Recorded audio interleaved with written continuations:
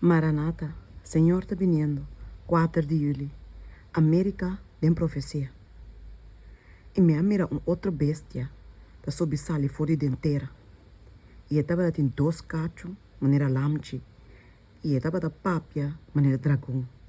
Revelação 3, versículo 1. Nação, e solamente da cumpre que especificaciona e a profecia aqui. E te señala inequivocavelmente nos Estados Unidos de América. Aqui nós temos uma figura notável de subimento e crescimento de nossa nação. E é cacho na maneira de lamchi, é emblema de inocência e mansedumbre, para representar nosso governo hope bom. Mesmo cos, maneira sabe que está expressar de nosso governo os 2 princípios fundamentais, qual está republicanismo e protestantismo. Senhor, hace hope mais tanto cos para Estados Unidos que la hace para qualquer outro país, riba qua é solo te sale. Aqui, ela provee refúgio para seu pueblo, onde não podrá adorar conforme é dicta de consciência.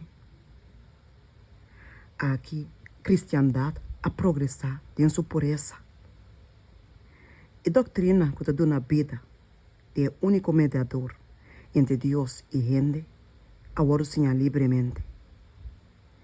Tal é o propósito de Deus para o país aqui, por que dá para sempre livre para toda gente por adorar de acordo que dicta de consciência.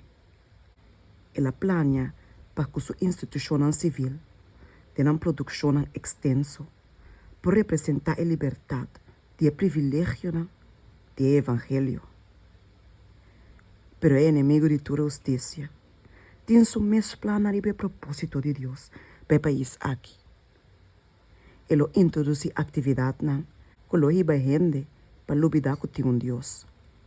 Mundaneria, golosidade e codiciamento, qual não tem idolatria, lo prevalece via de obramento de ganhador principal.